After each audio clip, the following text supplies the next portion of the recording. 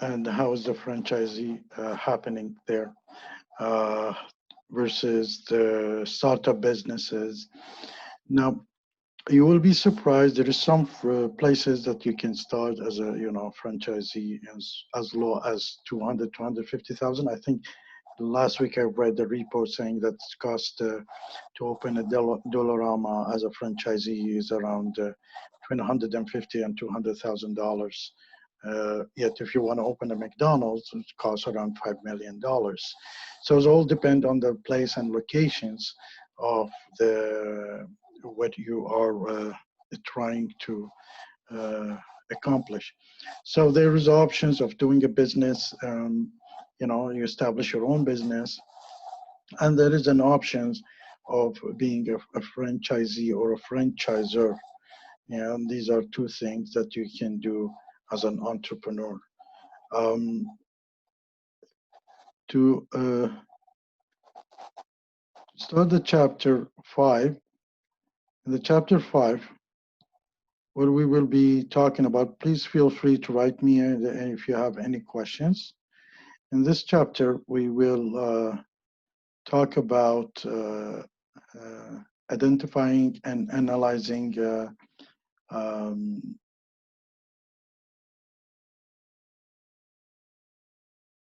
um, analyzing domestic and international opportunities. And we will take it there and start to then talk about the laws and the legals in the next chapter. So in this chapter, we will talk about the fact that, okay,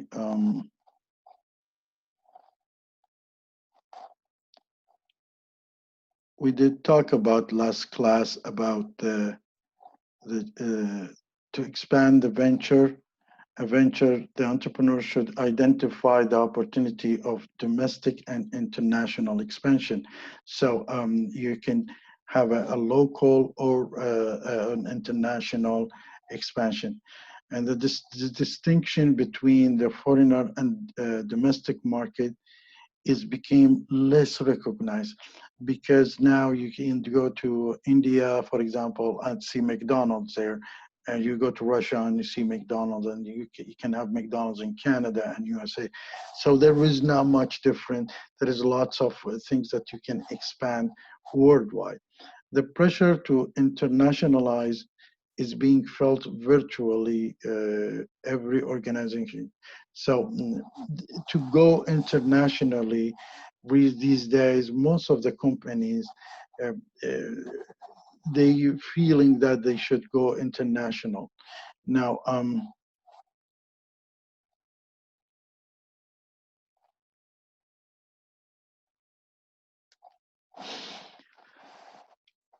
opportunity assessment plan, the key profitable domestic and international venture is develop an idea that has the large reachable market. When you do assessment plan, we said it's a different than a business plan in the last class. It's usually shorter and it's more focused, no financial statement in it, and the basis of the decision to act, whether you're going to go or not, yes or no, for the business plan plus business plus the venture itself. Now, basically, the opportunity assessment plan major section will be is the fact that a description of the product, the market need for the product or service, specific aspect of the product and service, the product currently, is it in the market or there is a need for it, whether it's a price and future, and the competitive companies that in the industry who can compete with you. What's your unique, what makes your product will sell. The second major section, we said that include the market need to fill, there is a need for it, the social condition of the market, any available data. That's when we do a market research and marketing analysis, whether we find it as a secondary data or primary data, the size, the trend, the characteristic of the market, whether the market very similar to us, or it's near to us, or far to us, different languages, and the growth rate of the market. What's the growth there? Is it large enough that it's spend and covers our expenses? Uh, the third section answers that the following question is, why does this opportunity excite you as an entrepreneur? Why would you want to go to such an opportunity? How does this opportunity idea fit into your background experience? When we said in the earlier classes, if you don't have that experience, you rather not to go into that because you're going to take some risk, and the experience and skills can support you when you make such a decision. What business skills do you need or do you have for doing to do this successful venture, and do you know someone who has these skills? So if you don't have these skills, whether you're going to use these skills to really or you're going to borrow it from somewhere or rent it. The final section is the timeline, which is identify each step, how long it takes, determine the sequence of activities and how these processes can happen, identify what is the accomplish, what are you supposed to accomplish each step, determine the time and what is needed, the total time, the total money, and how you get this money from, whether it's bank or you're selling or you're borrowing. All these is going to be part of the your the assessment plan. Now, in general, there is some sites that you can go in and to try to find out more information. These are the ones is listed here is for USA, but there is similar ones also available in Canada and on Ontario base, even on Toronto base, because for example, there is a Canada Chamber of Commerce, there is Ontario Chamber of Commerce, and I believe there is a Toronto Chamber. There is also sites like a business development bank. You can get more information there. So there is places that you can go to get all the necessary information. For example, Small Business Development Center provide counseling. Sometimes they provide you tools, sometimes they provide you data, sometimes they provide you financial support. So it depends on what do they provide. There is so many of them, as I said, that they can help you. For example, if you look at the Gartner, it's provide about that information on technology market. Now, for somebody who wants to start in an entrepreneurship in technology, and there is a certain application that you want to export from India to here, or vice versa, you can, for example, go to a Gartner and see in that industry who is the market leader, who is less leader, and who is slacking behind or going down. Gartner will provide you sometimes free information and sometimes gives you a lot this information at the cost. These are available within Gartner, with the Technology Evaluation Center in Montreal, which is tech place that I used to work for. I'm working with them right now also. And they will give you the information about the market, who is leading the market, who's coming with a new product, who is, slacking. So these data can be available online. It's just you need to find them. Where can you find them? For financial support, you can always try to, business development bank available in, especially in GTA area, for export and all these things. And they provide service and probably some funds also. And a list, as I said, it's available to support you to export or to be an entrepreneur or to do a business. There's also, you can have an accountant, a good accountant can help you, and a good lawyer can also help you, which is we will be talking about later. On a government side, there is a consensus, a report that you can always download from the government side, will give you the information about the market situation. There is a chambers, chamber commerce. There is a site for authority and import authorities. There is a similar things, just like in USA, available in Canada, which is the data. There's so much there. It's depend on where you dig in on the data. Sometimes, as I said, you can have emotional support, you can have non-financial support, and you can have financial support. It's depend where you are, or even data support, depend where you are seeking these information, and they're all available online.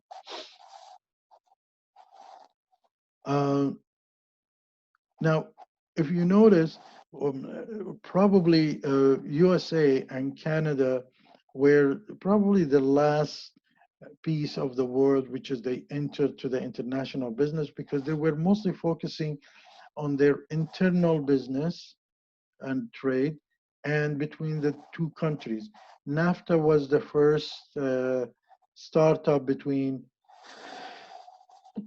excuse me, between trade between outside Canada, North America, outside Canada and USA. NAFTA started between USA, Canada, and Chile, and then they had Mexico turn in. So international entrepreneurship is a process of conducting business across the national boundaries. Everybody now probably heard of the Silk Road, and this Silk Road was starting from India, going through Yemen, Saudi Arabia, through Persia, all the way to China. That's one of the oldest Silk Road where the trade is happening, and vice versa. And you would see while you're going, there is a trade centers happening on this Silk Road where this export and import is happening. Historically, always been like this. So the international entrepreneurship is the process of conducting business across national boundaries. It may consist exporting, it could be a licensing, or opening a sales office in the other countries. Now, why would we want to go an international business instead of doing a local business? And could be a different reason for it. And in the international versus domestic, is what we need to consider is the fact that all entrepreneurs are concerned with the sales and cost.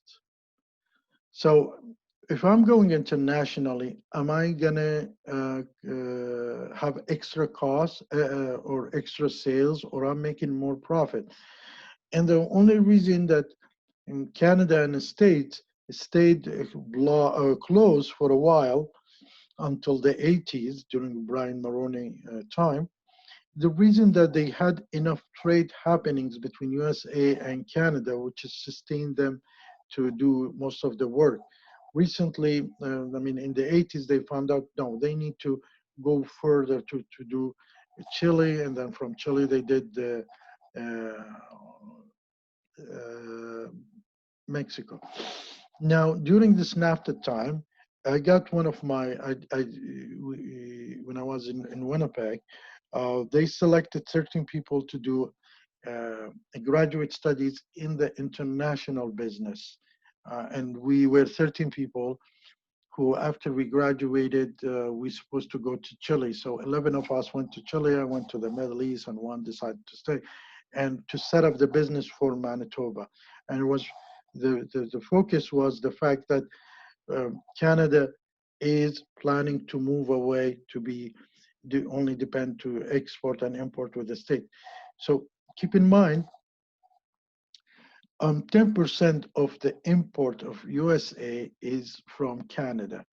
That's is around 70% of Canadian export is going to USA. Now, for any reason, if there is any political problems, or just now the border is closed, 70% of our export in Canada will be stopped. And that's a lots of export, lots of income. So this is the reason Canadian governments decided to look at China, look at Middle East, and look at the rest of the world to do the business. Okay.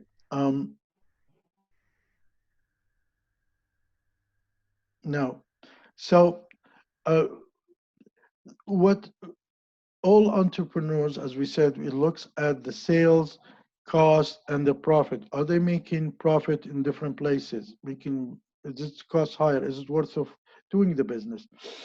What varies is a relative important for the factors. The decisions are complex due to the uncontrollable factors. And when an entrepreneur looks at it, looks at something called PEST, which is the political, economic, and social and technical. You need to evaluate before you export or you expand or before you invest. You need to look at the political situation. You need to look at the economic, whether the taxation, high taxation. There is a monetary policy distribution. Is it easy? Is it the growth there? You also need to look at the social language, the ethics background of the place that you're planning to export in it. And you look at the technology, whether there is, internet, there is telephones, there is a communication tool, there is a supply chain, there is the infrastructure is built. You need to look at whether there is a train reach there. There is road to deliver these things. So the technical part also you need to look at it to evaluate the whole, whether you want to go in or not.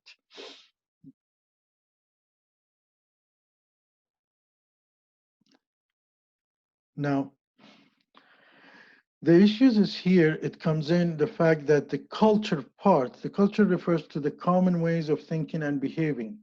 Now, within the culture, we know there is subcultures, and there is a melting pot like USA or multiculturalism like Canadian. The multiculturalism itself, its own, is a culture. The melting pot in USA is like all the cultures will become one culture, which is the USA culture. So there is subcultures, and especially you guys, or some of you, most of you from India, there is subcultures.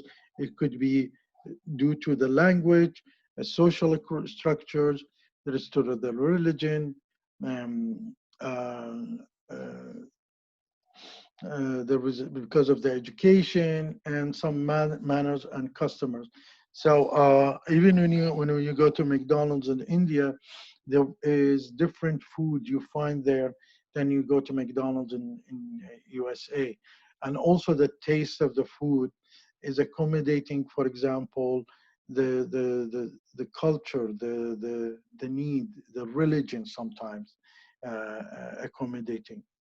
So these are all in main concerns.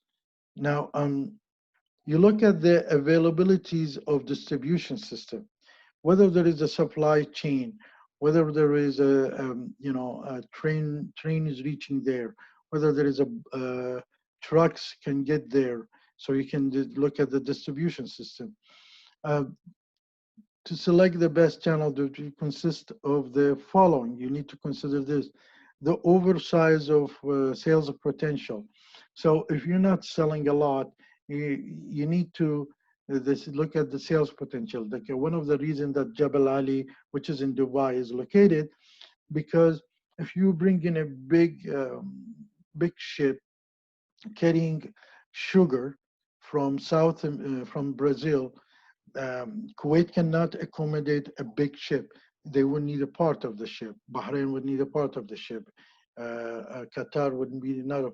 So Jabal Ali, which is in Dubai, they bring the whole ship and they make it into pieces and put it in a smaller ship and send it to the. So you need to look at the overall sales potential, the amount of the type that they are competing, the competition, the cost of the product, whether your cost of product is very high that you cannot compete in the other country.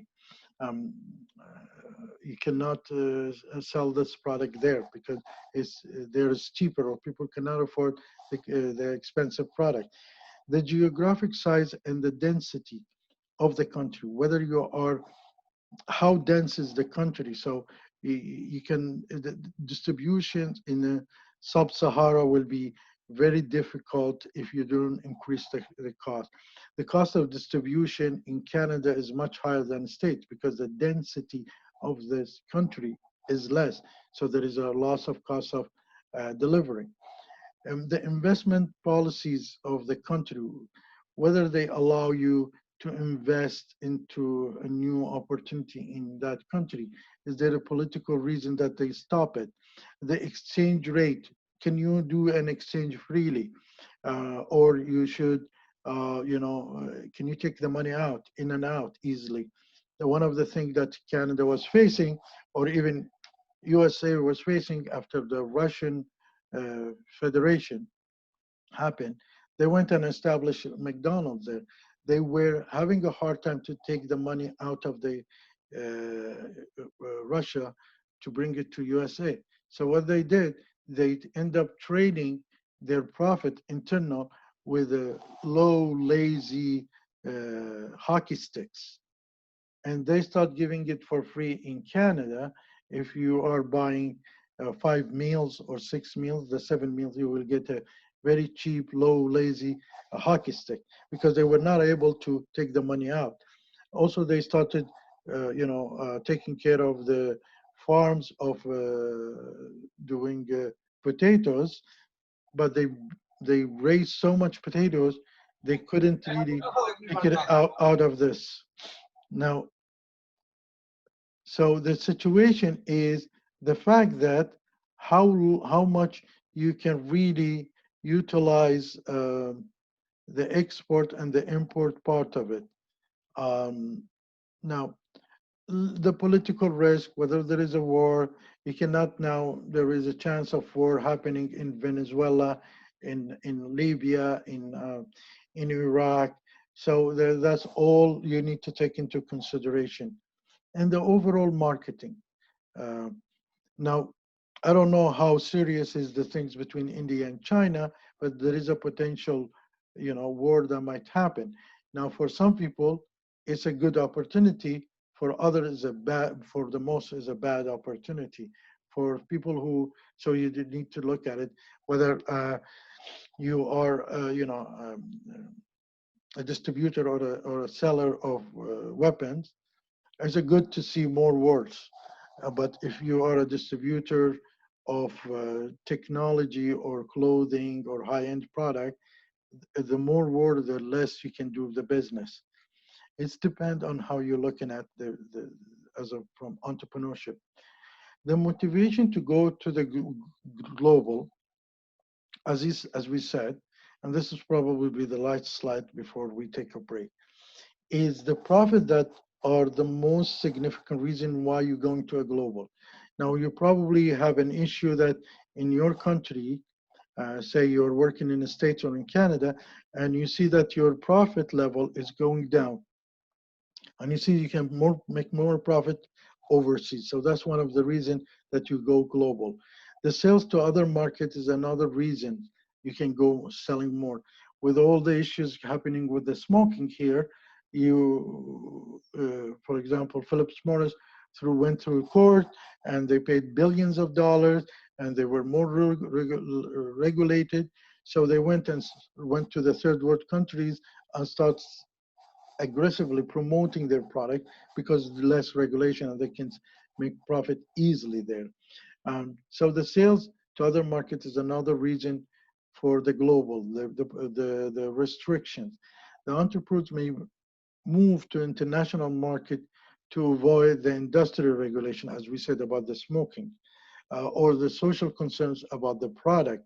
It could be your product is unacceptable or under lots of scrutiny here, and this is why you're trying to sell overseas, because so many rules and regulations happening here. And basically, when the entrepreneur technology obsolete in the country, there is so many products that is became obsolete in this country, yet is not available in other countries. Like for example, online shopping. It's not becoming obsolete. It is there, but so much competition. So you go other country to do online shopping. Um, there is some certain things that you were producing, for example the radios, and here nobody uses the radios, so you go, for example, in Africa, start selling radios where the people buy radios there. So these are one of the obsolete things is becoming the typewriters, for example, one of the things that becomes obsolete. So going global may take advantage of lower costs in the foreigner countries for the labor. So sometimes you say, okay, one of the reasons that many companies went global is because there is a cheaper labor, for example, in China or in India or in Egypt, and they are overhead cost is lower and the material cost is much cheaper. So the production of a good oil is processed oil is good in Saudi Arabia, because this is where you can produce lots of cheap raw material. Or you're producing something in China, you bring it here because the labor cost is much lower.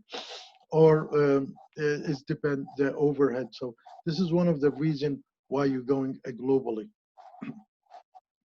Now, what we will do now, so one major effect centered on the concept of proximities. We will talk about this part probably after the break. What makes you, sometimes you see most of the entrepreneurs, if you don't think the way they are thinking, or the businesses, you might end up failing on convincing them. So you need to know what's making a person becomes an entrepreneur, what's taking that person to say yes to you, to help you and to be entrepreneur. This is when we come back during after the break. So please take it, let's say, um, we come back at 4:45.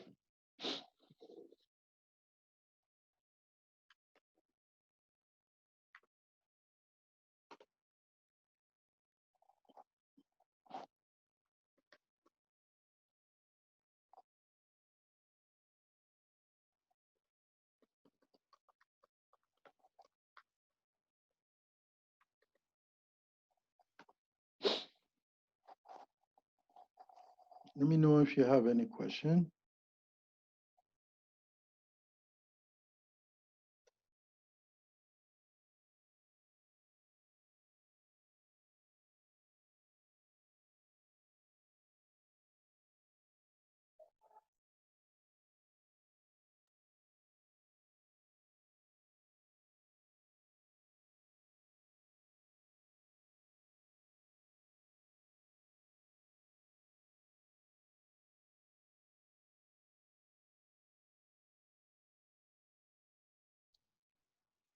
Now, before we finish the class, we spoke about the fact that the strategic effect of going global. What makes us decide to go global? And we said there was a one major concern affect the center of the concept of proximity to the firm's customers and port. Um, some of the reasons is that they say, okay, we will be going a global exporting global is just because it's a next country. And sometimes it's psychological reason. It's just for a feeling that this country is very similar to us. Now, proximity, when we are in Canada, the first thing we are thinking is to export to USA. If somebody in USA thinking of exporting to Canada and then to Mexico, because this is very near to them, especially the people in the south of USA, they probably would be, going to Mexico more than Canada, and people in the north, vice versa. So the proximity can affect the way of the thinking. So when you are talking to some Canadian person saying, okay, let's export to India, he would think, okay, let me first start thinking of USA first, then thinking of India, because he's thinking of the proximities. But there where you need to really start, put the pros and cons and make sure that he understands these pros and cons.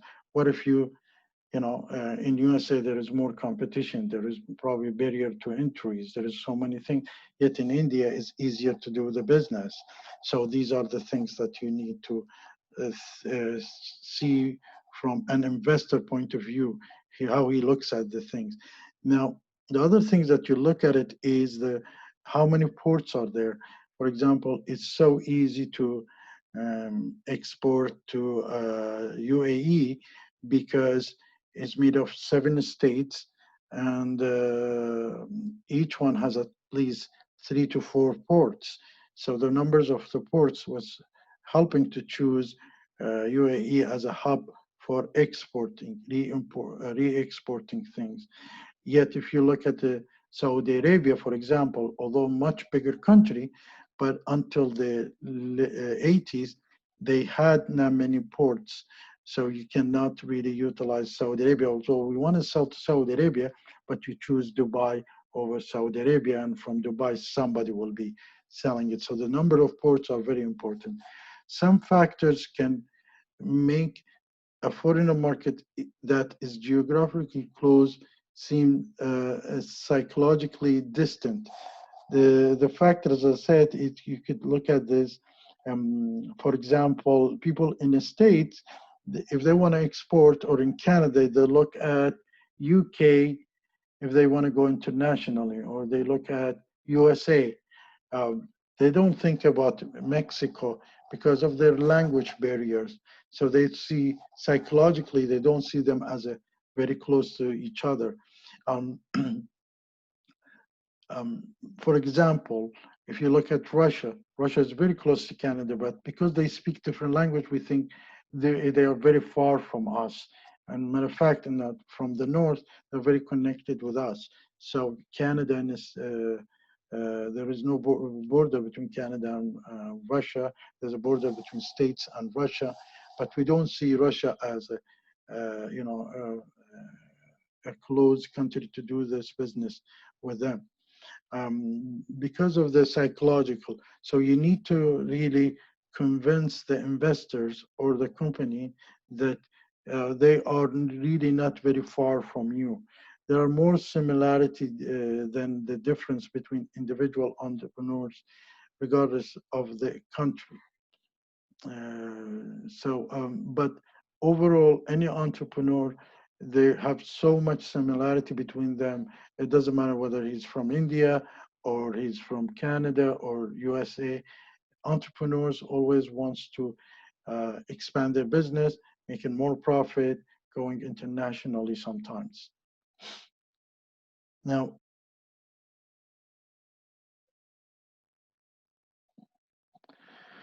looking at the foreigner market selections, there is a 5-step you need to do in order to do a foreigner market selection. You develop appropriate indicators. So you check on the website, secondary data, primary data to find whether it's fit. You collect the data and convert it to comparable indicators, something that the investor will understand. Establish an appropriate weight for each indicator, how much this important, how much that important, the barrier to entries, how important once, what if you go and open an operation inside, then do the barrier of, avoid the barrier of the, and select the appropriate market for the market ranking. So in a market ranking, where does, for example, Brazil fits compared to Chile? Maybe for your product, if it's a high-end product, the Chilean market probably could be more fit, or the Brazilian market. So you need to also look at that part of it. Now, entrepreneurial entry strategy, there is indirect exporting involves the least amount of risk using an export management firm. So you are in a state or in Canada and you select a company in India, and then you just export to them and they will pay you while they receive it in the ship on the port. And that's the least risky. Or they put, a letter, through the bank.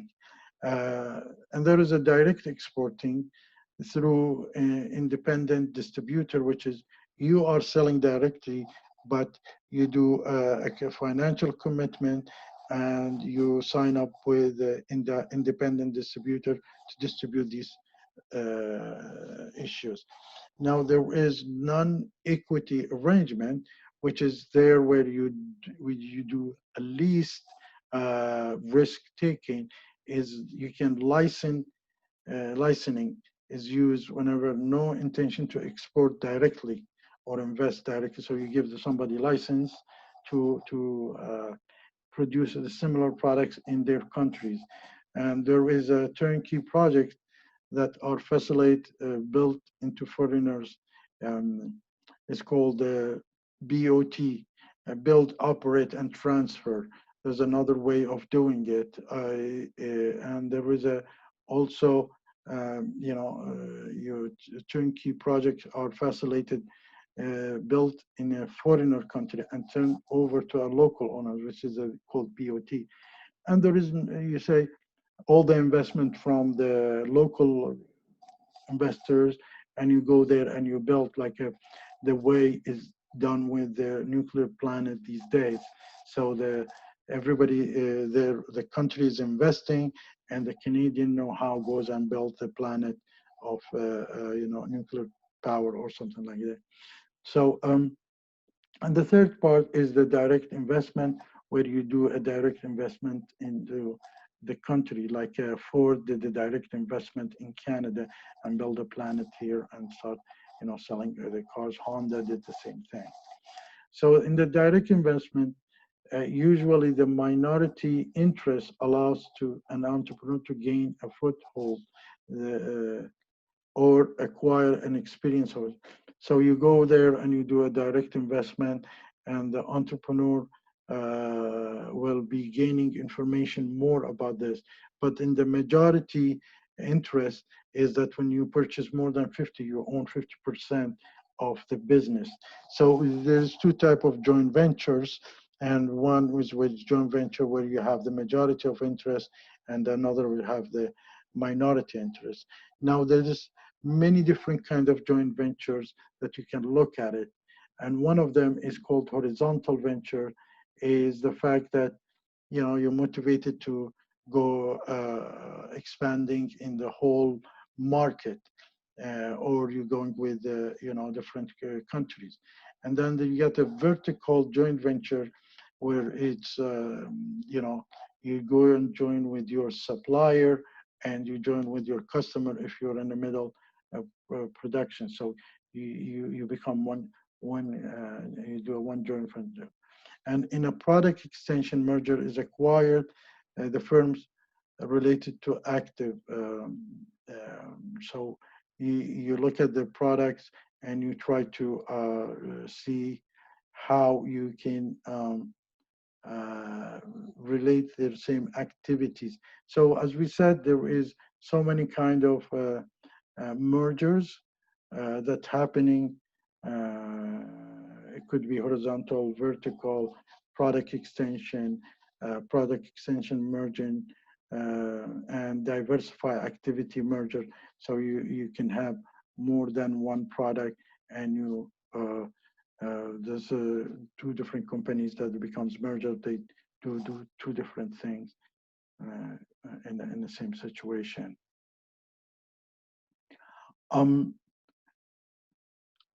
One of the best entry methods is partnering with the entrepreneur in the target country. So most of the companies, what they're looking for somebody who can really take their product and make a stars of it in that other country with the least cost, with the least headache, with the least time that they spend on it. They want to focus on their country's base country and produce for them. So if somebody comes in as an entrepreneur and says, okay, I'll take your product, I will customize it, I will sell it in other countries, that's where they really prefer to do business with. Foreigner partner knows the culture, and because they know that they don't want to go through understanding the conditions, the rules, the culture, these things. They want to have somebody in the middle who can do that. And this is it's also my favorite way of doing it, because I believe that a local person can do much better business than I am from outside coming there. I will be a facilitator for him, but for her, but I would not get involved in the details because he's probably knows better than that. This is usually is my favorite way of doing, on entrepreneurship. A good partner can help you, but there is an issue that when you have a good partner, he needs to be somebody who does believe the same belief that you do. If he believes differently, then you are in trouble because he might be taking the way of you working and break this partnership, and then does it the way and take over your business. And there are some countries is known for that. For example, when you do a business expansion in Qatar, be careful because there, usually the entrepreneur comes in and sign up with you, learns how you do the business, and takes over and gives you no shares in it. So you need to take certain steps, which is in chapter 6. We will be explaining more about the legals and the way patent and trademarks and all these things that will protect you as a businessman or as an entrepreneur there. Now, as I said, there is so many things being developed in North America and in the world. Something like a GATT is a general agreement of a traffic and trade. That's many countries are under that liberalization and making it easy to do a trade. You would see that GATT available between Canada and the States, but under the name is NAFTA, North American Free Trade Agreement. You have the European Union, you have the Pacific, the Trade Pacific Partnership. That's where the States and Canada and Japan and anybody who's on the Pacific, they usually gather together. So there is different aspects of trade association that can help to export or to be entrepreneur to another country. And I believe there is one that's happening very big now between India, Brazil, Russia, and I believe China and South Africa. And they are becoming a big block now of trade between them. Now, the entrepreneur strategy and the trade barrier. The trade barriers pose a problem as they increase the cost of exporting. So you rather to do business inside, avoid the cost of exporting. Voluntary export restriction may limit the ability to sell the product in the countries. There was something that first thing in the 80s when I came back, when I came to Canada, my brother told me one thing. He said, if you see a train that carries a Japanese car like Honda or Mazda, this is usually, that's in the 80s and 90s. It's coming from east to west. It means moving from BC to GTA and Toronto. And if the train is carrying American cars like Ford and GM, they are moving from east to the west, from Toronto to Vancouver. I said, how come you know that? He said, well, because there was a trade barriers between Japan and USA. So the both came in and opened their factories in Canada. And Japanese came and opened Nissan and Honda in BC and that area. And the American came in and opened GM and Ford in Toronto. Because there is no trade barrier between Canada and USA and no trade barrier between Canada and Japan, they use this location to do this business trade. And this is where you sometimes you need to move to maybe inside the country or a country that doesn't have a trade barriers. So voluntary export restriction may limit the ability to sell the product in the country that you're targeting. Now, the implication for a global entrepreneur, as we said, you need to look at the culture, political, economic distribution system of the country you influence, its attractiveness, how attractive it is you do the investment. So for so for oil companies, for example, they will see the Middle East very attractive to invest there because of the oil. Yet on the car industry, they might not see it because the manpower might be very expensive. But they will see probably Dubai because near to India is a good place to do manufacturing there because there is access to a huge manpower there. So it's all a combination of looking at the cultural, political, economic, and distribution system that they have in the country. And a long-run benefit are the country if they have a future growth and stabilization. Now, Canada became one of the top 10 competitive countries a long time ago, but this year was more competitive than USA, moved above the USA. UAE always been one of the top 10 countries. I believe Hong Kong is number one. UAE became 10. USA went to number 11 or 12, and Canada becomes number 8. So how competitive it could be a very indication of the growth of the market there. Okay, so here, this chapter, we will do the next chapter because the next chapter is not very big and would not, that doesn't have that much things to really too many issues in it. Let me know if you have any question. You can write it to me.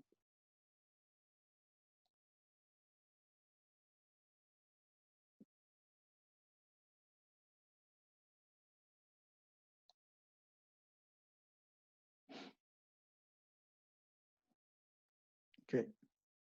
And then this chapter is just continuance of the previous chapter, except we need to look at the legal part of the entrepreneurship. Because without understanding the legal part of the entrepreneurship, we will end up,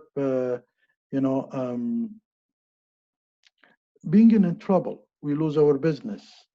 We might be less, as strong. So basically, we need to know how we can protecting the idea and other legal issues for the entrepreneurship. When you come up with an idea, when you come up with a business expansion, how can you protect yourself and protect your effort?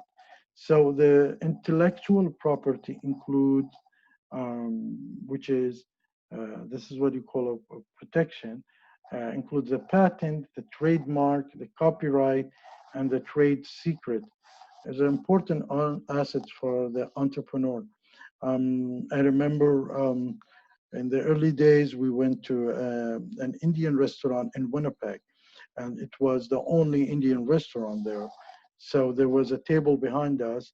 Um, they had a biryani, and the lady said, the waiter said, how was the food? She said, it was wonderful. Can you tell us how you make this the rice yellow? And the response is, I'm sorry, it's a secret.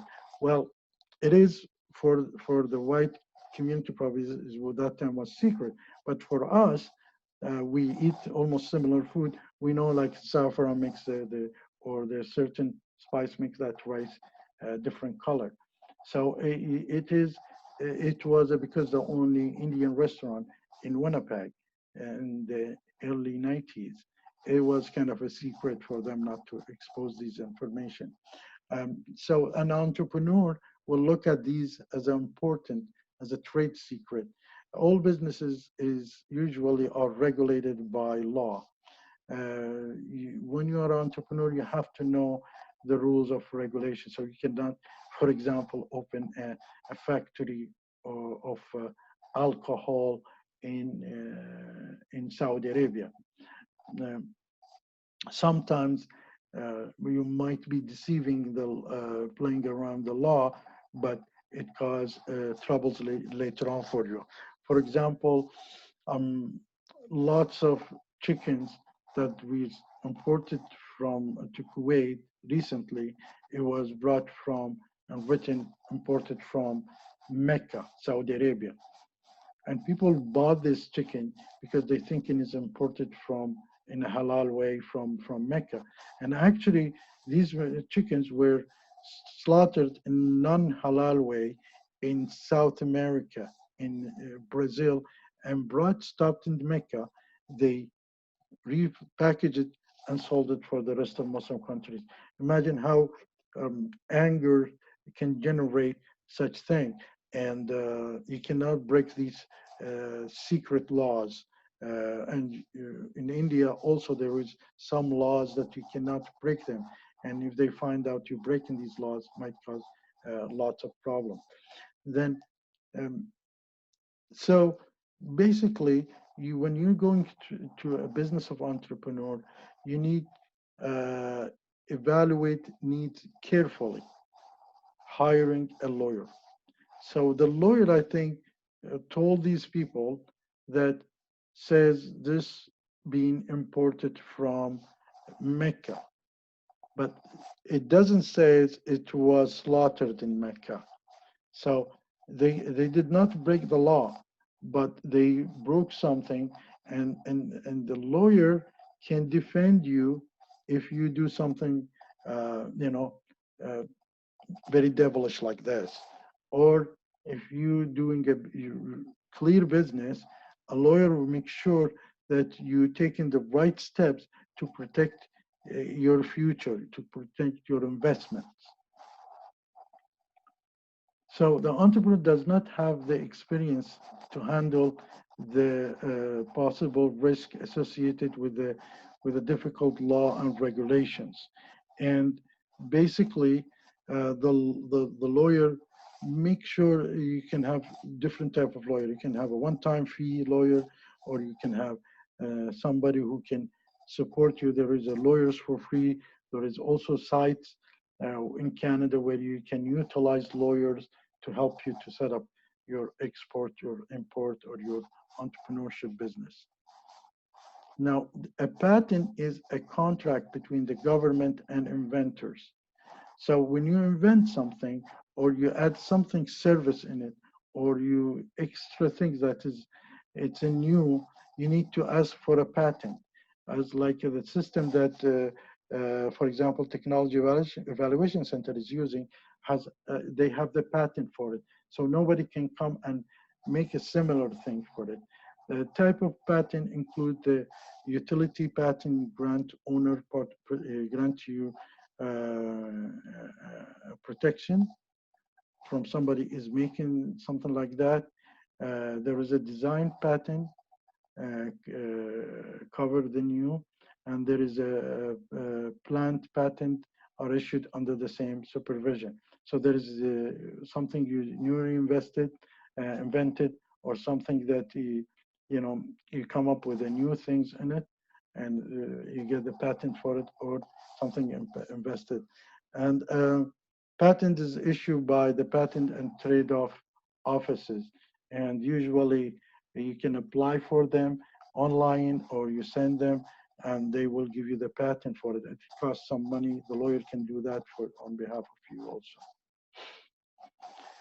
Now, there is a very good connections between the patent in USA, Canada, and Europe. So if you can make a patent here, you can make it internationally easily, or if you can make it in USA, you can make it, in Canada and Europe, so you can cover the right of doing it. Now, most of these countries goes under this laws of patent, and they cannot produce. There's some countries like North Korea, Iran, they break the patent because they're not doing, they're not going through that regulation, or they don't do that, believe. Now, the process is first you file for a patent, and then you get accepted, and then the patent application is divided to a few sections. They will ask you for the background, the invention, the descriptions, and the claim, some witnesses that they prove that it, and it's get, must be covered. There's more details on more patent and copyright. We will talk about with the situation that today is happening. There is so many products online that provide this same engine. So you cannot patent the engine, but you can patent the service. So your Amazon owns such as a patent of its single click buying feature. So you click one and you buy the feature, but you cannot patent the engine itself, and it could be built same engine for a different reasons, or a different look and touch, and you can have a different patent for it.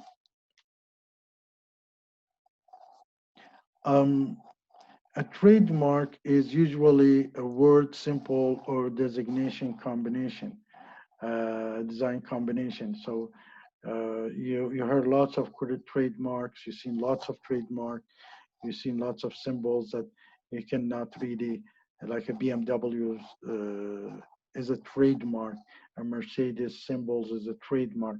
You cannot put it on a different, your product, because they have the trademark as a according to them. So it's unacceptable to put it on something else. Filing a trademark request, PTO has 4 requirements: completion of written application, and a drawing of a mark, 5 specimens showing the actual use of the mark, and appropriately. This is a very easier than the previous one, which is the patent.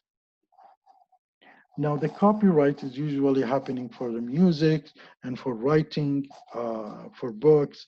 So you cannot do, and even for your test, when you're writing a test, you cannot copy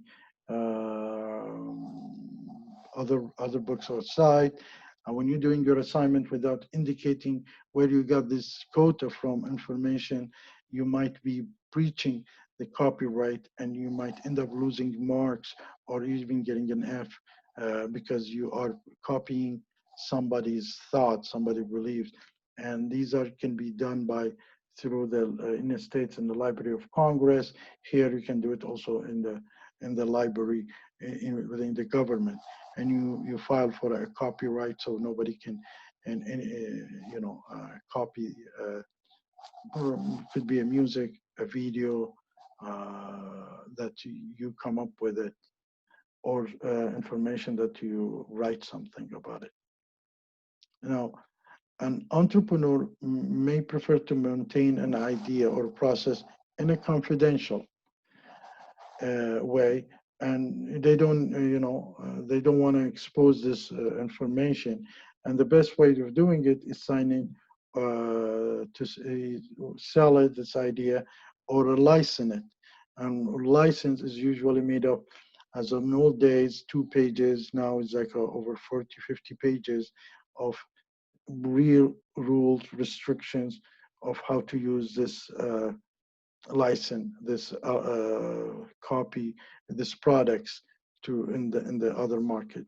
So it is about licensing is a non-compete agreement protection value that provide you an asset and unique strategy.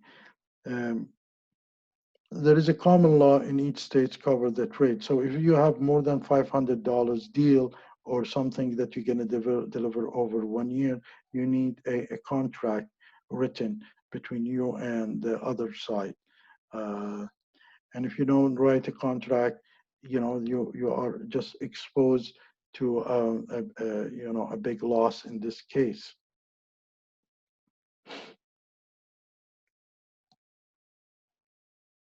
Okay.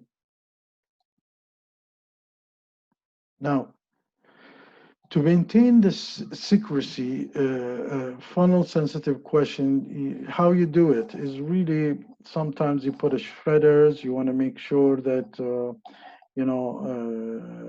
sensitive question through one person. You don't just expose the question to everybody. People who comes into your company, you escort them. There's one thing that when we went to Chennai, we went to visit our partner, and none of them who went inside the work, they were allowed to take their mobile. So they had to leave it outside because they don't want somebody takes pictures of their work. Even the employees is not allowed to use their mobile inside the work. So this is one of the way of keeping the secrecy. The other way is somebody will escort you the visitors and put you in a certain place, and you go out. When we went to South Korea, we went to visit um, LG. There are certain places we were allowed to visit. You cannot go inside the operation.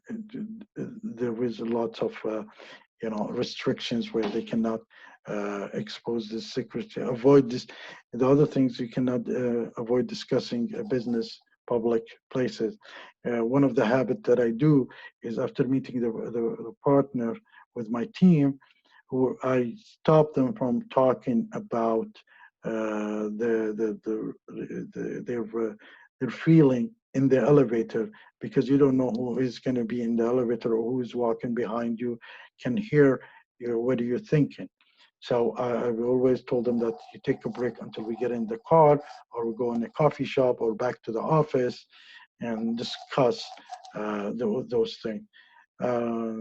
Keep traveling plans secret. So if you are trying to export to India and you keep traveling and telling everybody I'm traveling to India, so we know that you are doing a business, planning to do business in India, and somebody will be one step ahead of you trying, or faster than you trying to take over. So these are so many things that you can do to make sure that you're protecting your business. You use shredders, you have employees signing a non-disclosure agreement, not working with the competition for 6 months. Some companies will be, when you're leaving, they will ask you to sign on this, not to work with the competition for 6 months.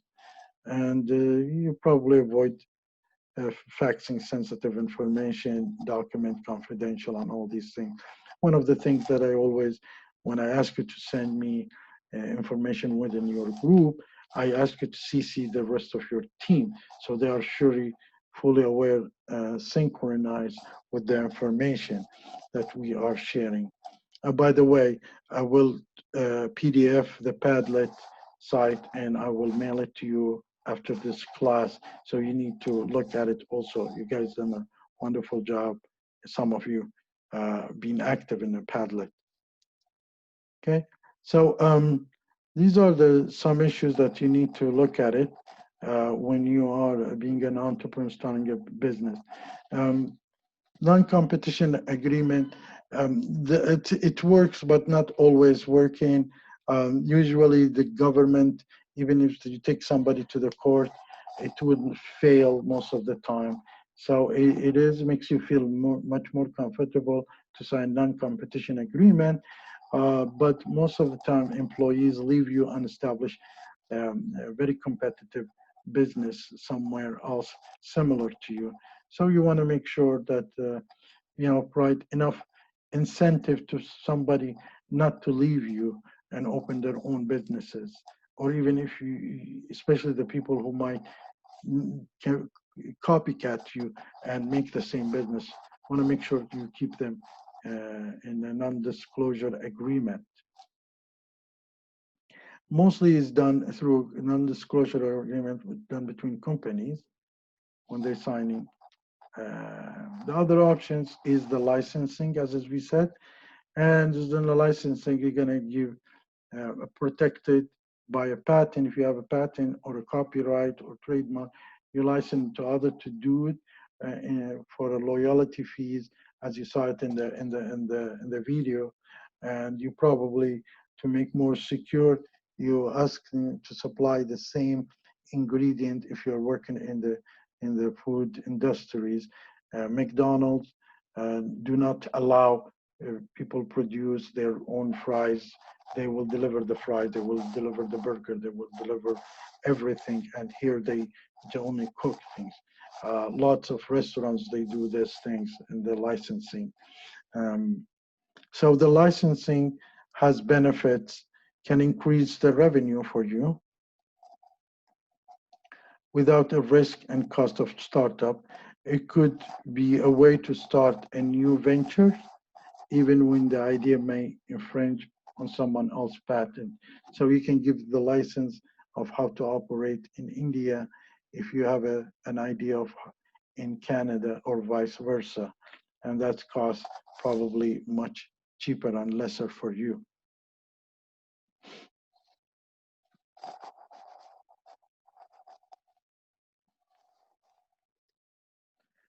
We're not going to talk the Consumer Product Safety Act. It's basically some of the rules that the government of USA came up with it. It's a safety act of how safety is a product, and once in a while you're going to see, for example, Toyota is recalling, Tylenol is recalling the product because some people in the government found out this product is not healthy or harming. So they put pressures on these companies to recall these products, and we see it a lot in McDonald's, in cards industries. In an example, McDonald's had to recall Happy Meal toys because they were dangerous, and IKEA also did that thing. So this is a consumer product. You want to make sure your product is meeting the safety act of that country. The entrepreneur should purchase insurance. Now, it's not necessary, but buying an insurance is an important thing to do if you can afford it, and it will protect you from an act like that. So when they recall the act, at least you have something also to protect your investment. There is a Sarbanes Ox, and there's a Canadian Sarbanes Ox, and it came in 2002 and amended. There is things added in 2010, and it's basically any company who wants to do business with the Canadian government should go under and go public. Shares should go under this scrutinizing of Canadian Sarbanes Act, which is they have to show their financial statement, yearly audit that, get audited from third party, and also look at the CEOs and board of directors who is involved in that. And this is a very crucial thing if you you have a company that wants to go public and or to do business with the Canadian government. So the contract is the other things is you have a contract, and it's the legal agreement between you and the other parties. And as we said, it's anything that exists for a transaction over $500 or more than 1 year to be completed. You need to do a contract, because contract is something that you're not worried about it today, but once you get in trouble, you need to look at it. And lawyers, they are specialized lawyers. We had a department of lawyers in the international Turkey system. They are specialized in softwares. They're not general lawyers. So there is every department, every sector, they have a specialized lawyers that can do that. There's a standard contract also available online. You can download it and use it for that sector. If you want to do that, you can add, subtract, and you make sure that you share this copy with your contractor, and you sign on it. So contract, as we said, is something that you need to sign it to protect you from the future pitfalls. So I think now we managed to successfully finish chapter 5 and 6. As you see, chapter 6 doesn't have that much information that needs. It's just a a general information that might be part of your coming test. Please let me know if you have any question. Otherwise, feel free to leave and have a nice weekend, I guess. Hello, excuse me, sir. Yes. In the first quiz, I sent you on the paper my quiz. Yeah, we're done with the quiz. The quizzes is now is a history. The quizzes was done because I want you to have a good feeling about how is the test will be. I did not mark it, I didn't mark it very carefully. I marked it very easy. I was an easy marker in the quiz. But keep in mind, as the time passed by, as the more tests, I will be more picky on the test than the first quiz, because first quiz is just wanted you to know how the things is happening. Okay, I just get you, but you just send me the mail like I didn't get your handwriting like that. Can I get the marks? As I said in the first of the class, this weekend I will be publishing the marks. Okay. Thank you, sir. No problem. Have a good weekend, sir. You too. Bye-bye. Bye. Okay, so I'll see you next weekend, and good luck in your exam.